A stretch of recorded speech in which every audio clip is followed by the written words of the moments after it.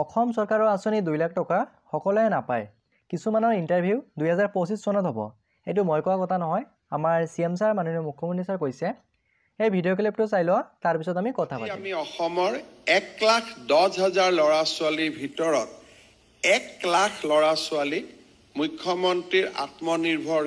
আত্মনিৰ্ভৰ অসমত এইবাৰ আমি জড়িত কৰিব খুজিছোঁ।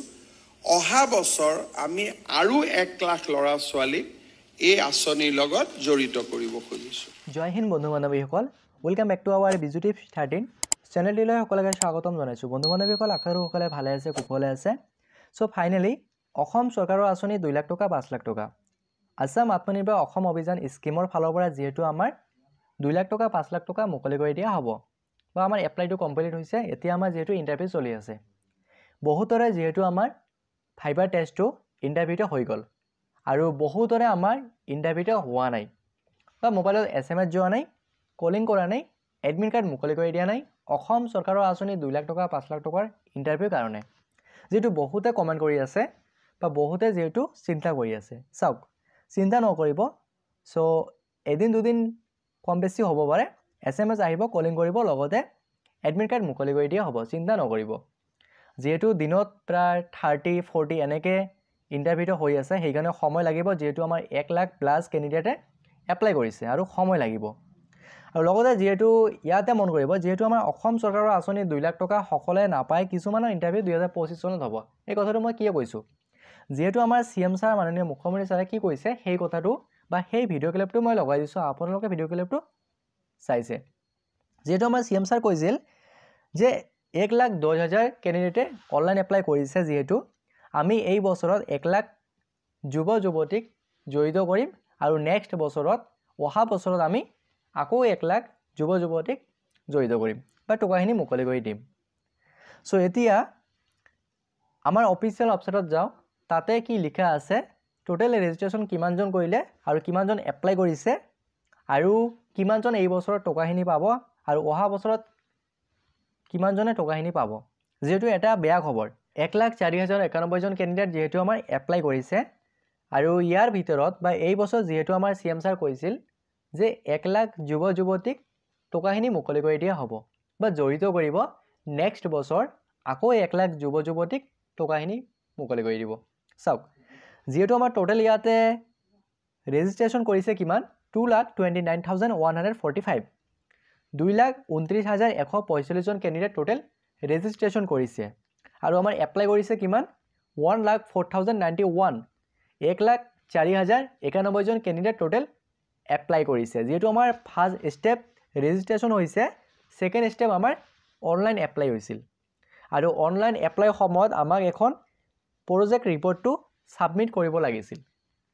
বা আমি এপ্লাই কৰিছোঁ। যিহেতু CM ছাৰ কৈ আছে যে আমাৰ 1 লাখ যুৱ যুৱতীক এই আমাৰ 2024 চনৰ ভিতৰত বা এই বছৰত টকাখিনি মুকলি কৰি দিয়া হ'ব, 2 লাখ টকা 5 লাখ টকা, আৰু আমাৰ নেক্সট বছৰত অহা বছৰত আকৌ আমাৰ 1 লাখ যুৱ যুৱতীক টকাখিনি দিয়া হ'ব। চাওক, ইয়াতে যিহেতু আমাৰ টোটেল এপ্লাই কৰিছে কিমান, 1,04,091জন কেণ্ডিডেট, তেনেহ'লে ইয়াৰ পৰা যদি আমাৰ 1 লাখ কেণ্ডিডেটক এই বছৰৰ ভিতৰত 2 লাখ টকা 5 লাখ টকাখিনি দিয়া হয়, তেনেহ'লে ইয়াত আমাৰ বাকী কিমান থাকিব, 4,091, 4,091জন কেণ্ডিডেট এইবাৰ টকাখিনি নাপায়। 4,091জন কেণ্ডিডেট এইবাৰ টকাখিনি নাপায় বা এইবাৰ টকাখিনি লাভ নকৰিব। এনেকৈ 4,091জন কেণ্ডিডেটৰ এইবাৰ ফাইবাৰ টেষ্টটো বা ইণ্টাৰভিউটো নহ'ব। কিয় নহ'ব, যিহেতু আমাৰ নেক্সট বছৰত বা অহা বছৰত আকৌ আমাৰ 1 লাখ যুৱ যুৱতীক টকাখিনি দিব, বা অসম চৰকাৰৰ আঁচনি যিটো মুকলি কৰি দিয়া হৈছে, আছাম আত্মনিৰ্ভৰ অসম অভিযান স্কিম, এই স্কিমটোত জড়িত কৰিব। তেনেহ'লে যিহেতু আমাৰ অকল ইয়াতে 4,091জন কেণ্ডিডেট আছে, সেইকাৰণে কি কৰিব, আকৌ আমাৰ 2025 চনত এপ্লাই মুকলি কৰি দিয়া হ'ব। ঠিক আছে, 2025 চনত আকৌ আমাৰ নতুনকৈ এপ্লাই মুকলি কৰি দিয়া হ'ব। যিসকলে প্ৰথমে ইয়াতে ৰেজিষ্ট্ৰেশ্যনটো কৰিছে বা হয়তোবা নেজানে যে এপ্লাইটো আমাৰ কেতিয়া হৈছিল, তেওঁলোকক আকৌ এবাৰ চান্স দিয়া হ'ব। আৰু নতুনকৈ যিসকলৰ এজটো হ'ব 28 বছৰত পৰিব হ'ব, তেওঁলোকে নতুনকৈ এপ্লাই কৰিব পাৰিব অসম চৰকাৰৰ আঁচনিৰ বাবে সেইকাৰণে যিসকলে নতুন কেণ্ডিডেট আছে ভাল খবৰ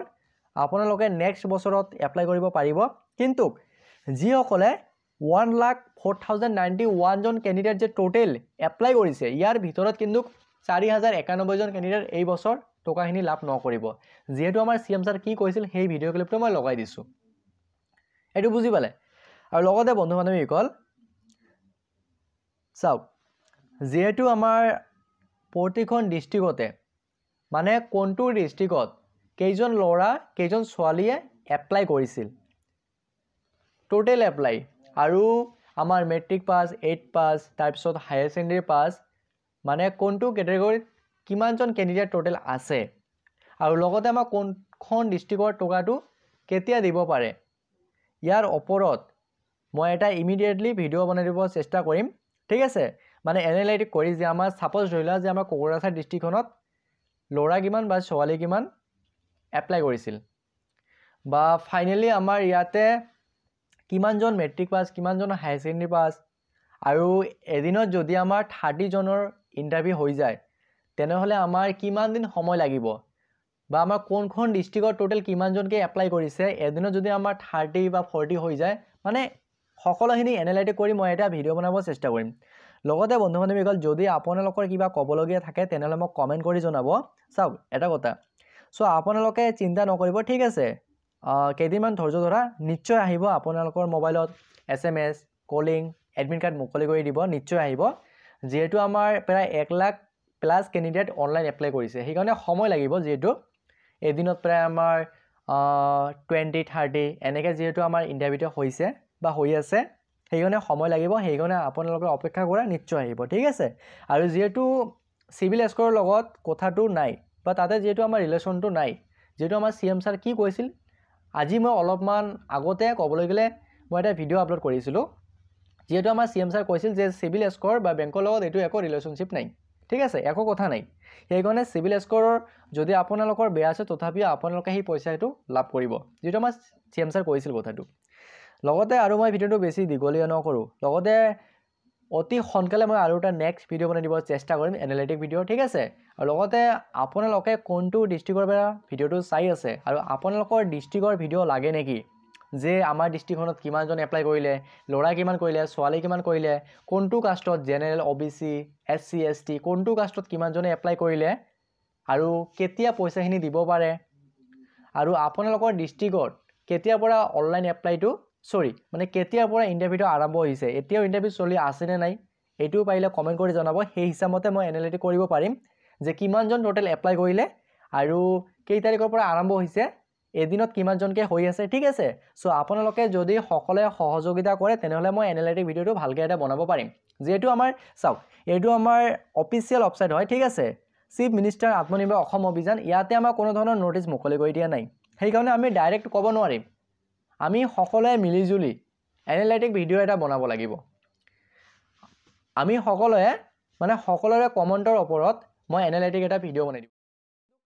আপোনালোকে যদি সাপোৰ্ট কৰা যদি আপোনালোকে কমেণ্টটো নকৰা ভালকৈ কমেণ্ট যদি নকৰা বা আপোনাৰ সেইফালে ডিষ্ট্ৰিক্টত কি হৈ আছে মই যেহেতু নেজানো ঠিক আছে যেহেতু আমাৰ অফিচিয়েল ওয়েবসাইটত একো নোটিছ মুকলি কৰি দিয়া নাই সেইকাৰণে মই একো ক'ব নোৱাৰিম সো গতিকে আপুনি হেল্প কৰিব লাগিব সাপোৰ্ট কৰিব লাগিব আৰু যেটো সত্য খবৰটো আছে সেইটো কমেণ্ট কৰা সেই হিচাপমতে সকলোখিনি এনালাইটিক কৰি মই ভিডিঅ' বনাই দিম ঠিক আছে লগতে মই আৰু ভিডিঅ'টো বেছি দীঘলীয়া নকৰোঁ কিবা যদি ক'বলগীয়া থাকে তেনেহ'লে মোক কমেণ্ট কৰি জনাব সো আজিৰ কাৰণে এইটো আছিল এটা গুৰুত্বপূৰ্ণ ভিডিঅ'টো যদি ভাল পালে তেনেহ'লে সকলো বন্ধু বান্ধৱীকে শ্বেয়াৰ কৰিব লগতে চেনেলটো সাবস্ক্ৰাইব কৰিব নাপাহৰিব